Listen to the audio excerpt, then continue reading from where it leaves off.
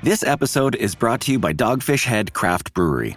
The Grateful Dead and Dogfish Head have gotten the band back together with the release of Grateful Dead Juicy Pale Ale, a light-bodied pale ale brewed with sustainable kernels of grains, granola, and heaps of good karma for a refreshing brew that's music to your taste buds. Available nationwide, visit dogfish.com to find Grateful Dead Juicy Pale Ale in your neck of the woods. Dogfish Head Craft Brewery is located in Milton, Delaware. Please drink responsibly.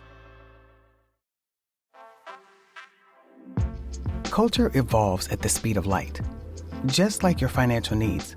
When it comes to your money, Credit Karma keeps you in the know and ahead of the game. You can count on Credit Karma to keep up with your financial needs as they evolve. We'll help you monitor your progress and give personalized recommendations so you can make strides towards your goals and find your way to money. Intuit Credit Karma. Karma you can count on. Download the app today. This podcast is supported by Progressive, a leader in RV insurance. RVs are for sharing adventures with family, friends, and even your pets. So if you bring your cats and dogs along for the ride, you'll want Progressive RV insurance. They protect your cats and dogs like family by offering up to $1,000 in optional coverage for vet bills in case of an RV accident, making it a great companion for the responsible pet owner who loves to travel. See Progressive's other benefits and more when you quote RV insurance at Progressive.com today. Progressive Casualty Insurance Company and Affiliates. Pet injuries and additional coverage and subject to policy terms.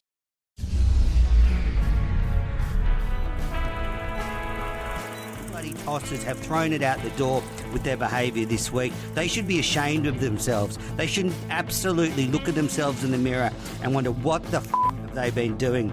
They're hissing at us and calling us cheats in the Lord's long room, and they have the gall to say, talk to us about the spirit of cricket. Absolute bullshit. There's a big appeal, it's hit him on the pad, he's out! Lions gone, New South Wales are 9 down, onto Sydney Road, and it's hit a car! Oh, I think it's hit a car! What a way to bring up your 50! All you want is to leave it all behind. Now there is a simple remedy to stay fit for all eternity. All right, everybody, welcome back to the Cricket Unfiltered podcast. I am Manners, and boy, this is living. I am in the middle of winter here in Sydney, but there is wall-to-wall cricket. I was watching Australia v the West Indies for most of the night in between trying to get some sleep, and then wake up, it's straight into Major League Cricket, then into Australia A versus Sri Lanka A in a 50-over game, which our good friend Damien Watson is commentating on. So just wall-to-wall cricket, can't complain. We're deep in football season here, but still lots of action. But I'm here to wrap up day one of the first test versus the West Indies, being played in Grenada. Beautiful looking ground. And we spoke about the Australian team in the preview, but Josh Inglis left out. Steve Smith, a straight swap for him. That was the only change. And for the West Indies, they surprisingly dropped their spinner Warrican and brought in Anderson Phillip for this game. But at the toss, Australia won the toss and elected to bat. Pat Cummins decided to bat first, make first use of the wicket, and surprisingly, the West Indies skipper Roston Chase said he would have bowled first had they won the toss, so it seemed like everyone was happy.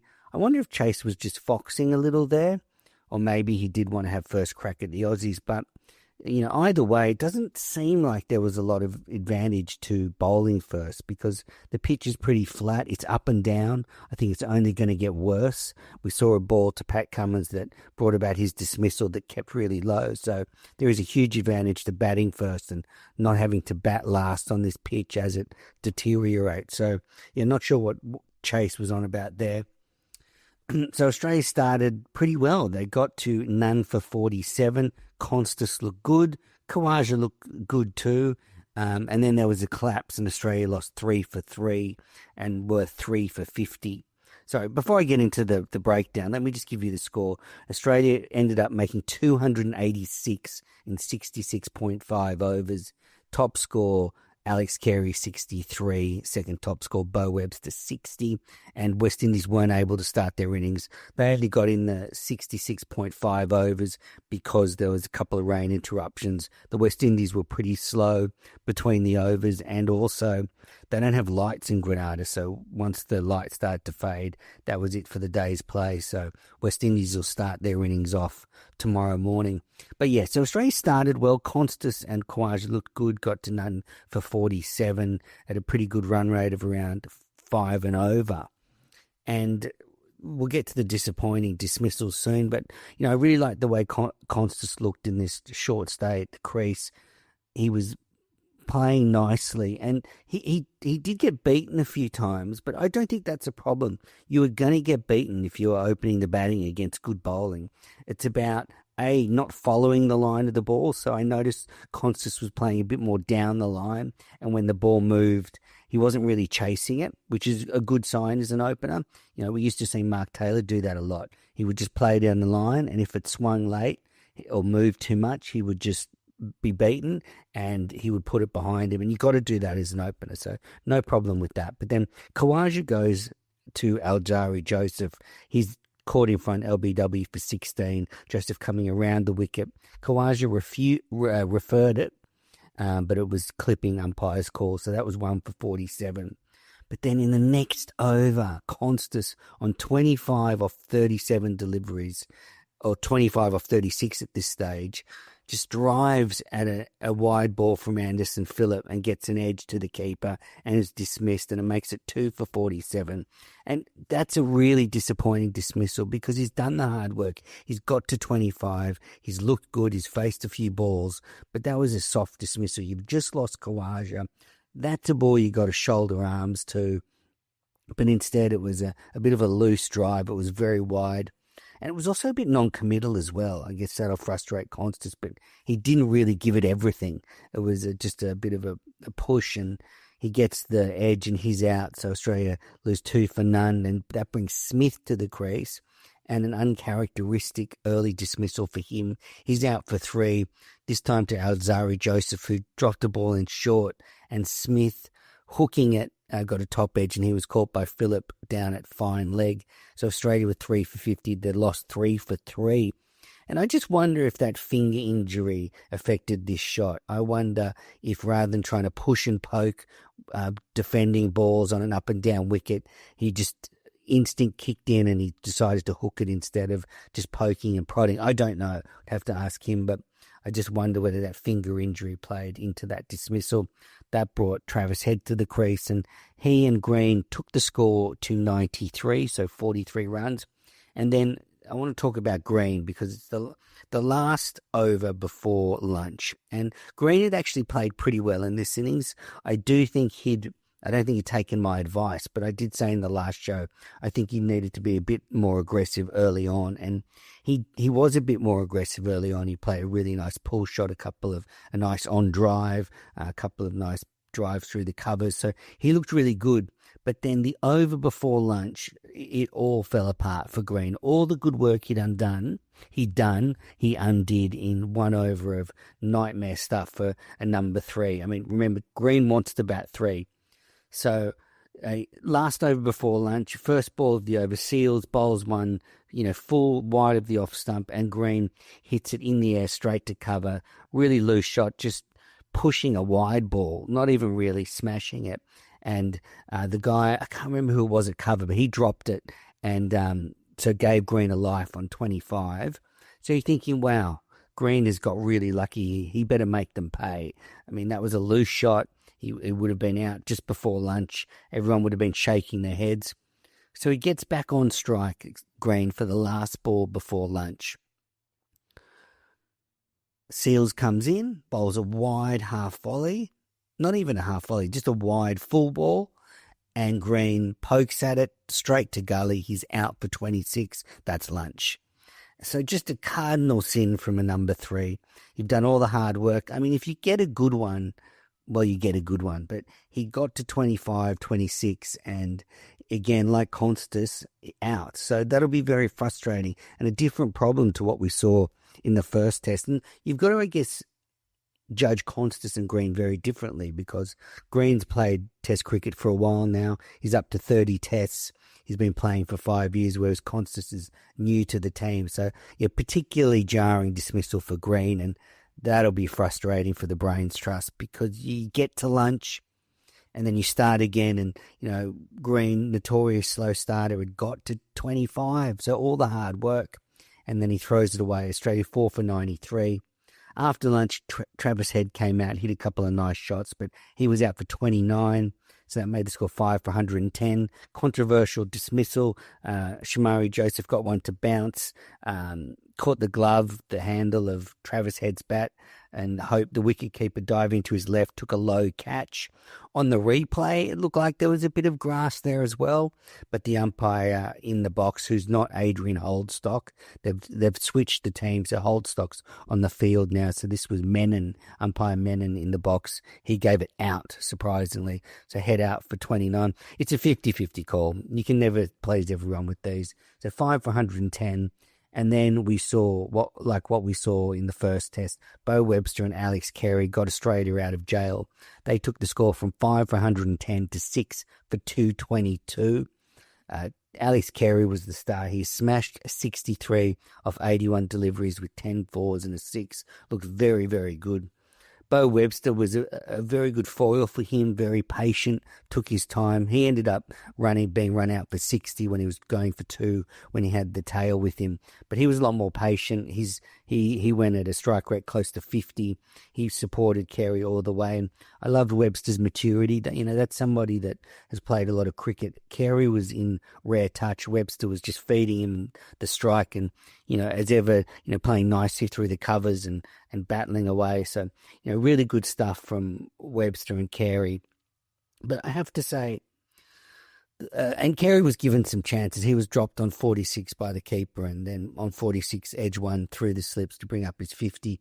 Then he hits a nice 6. And I got to say, Carey's dismissal for 63 is kind of frustrating. Greaves bowled just a short ball, which he just, not a good short ball, and he just swung it straight to short regulation mid-wicket, and Craig Brathwaite took the catch and he was out for 63, and that broke a 112-run partnership. And, I think that's a disappointing dismissal for Carey because he's in such good form. He had the West Indies at their mercy and he could have made a really big score. I mean, he had 100 for the taking. And I guess what I would say to Carey is, when you're in this kind of rare form, really make it count. And he'd already been given a life, and that was just a loose dismissal. He just popped it straight to mid-wicket. So, great innings, but I think he left a few out there on this occasion. So 6 for 222, and then the tail kind of fell away. Cummins was out, and I said that ball kept low from Alzari Joseph. It was, halfway down the wicket, and it was around Cummins' knees, and he was bowled. So that's a portent of what's to come. Then it is a big advantage batting first. Stark made 6, and that line 11. Hazelwood was 10 not out, and Australia all out for 286. As I said, Bo Webster run out trying to turn a 1 into a 2 when he was with Nathan Lyon. So for the West Indies, best of the bowlers: Alzari Joseph 4 wickets, Jaden Seals 2 wickets, Joseph 1 wicket, and Shamar Joseph 1 wicket, Anderson Phillip 1 wicket, and Justin Greaves 1 wicket.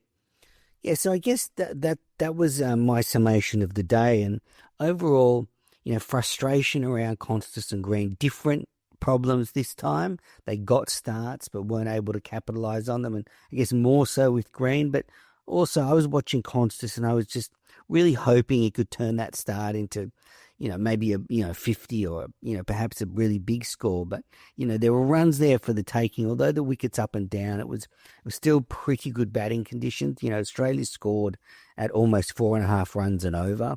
So really good clip. It's not just England that is scoring quickly in test level, despite all the headlines.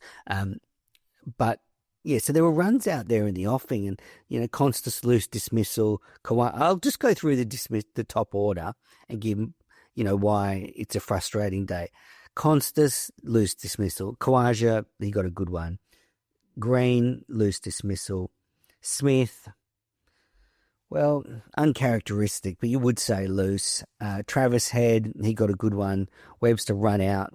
So you can't criticise him there. And Carey, loose dismissal. So that's about 50-50, loose dismissals and getting out through some good bowling. So I think Australia will feel they've left a few out there. But overall, you'd have to say 286 is going to still be an imposing total for the West Indies. I think Australia will bowl very well in this wicket. I think Hazelwood is always on a pitch with just a little bit of up and down movement is always so devastating. So I think Australia are well ahead in this game, having scored 286. And, I was thinking actually before I recorded this, I almost could have just cut up some of the other podcasts I've recorded because it was such a familiar tune. The top order failed, but we had the middle order bailing Australia out. And, you have to say Bo Webster's entry to Test cricket has been so compelling. He's, I think he's played, 5 different teams, in his really short Test career. 5 Test matches. So he played 1 in Australia, 2 in Sri Lanka, 1 in England, and 1 in the West Indies. 2 in the West Indies now. So 5 Tests, 4 different countries, and he's now made 4 half centuries. I mean, that's a great record. Add to that, he's taken 5 Test wickets. It's a really good start. So, same old story for Australia, top order concerns. But I think the Green dismissal today is probably the thing that stood out for me the most. He's someone that covets the number 3 spot, got through the hard yards, and well, not just for his career, but for the team. You'd be thinking, okay, I've got to get through to lunch, and 2 uncharacteristic shots. And that's where maturity and finding your rhythm at Test cricket is so important. And, I said, if you're Green, go out there and be a bit more positive when you start your innings. But, if it's the last over before lunch, should you really be wafting at wide half volleys? I don't know.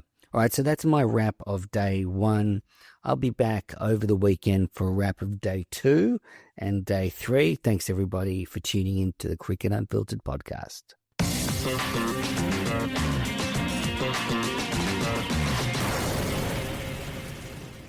Thanks for listening to Cricket Unfiltered. An ad-free version is available on the Patreon website. All the information is in the episode notes, as well as ways to get in touch for sponsorship opportunities or to send in your hot cricket takes. If you can rate and review the show on your favourite podcast app, that would be much appreciated. This is a Piccolo podcast production.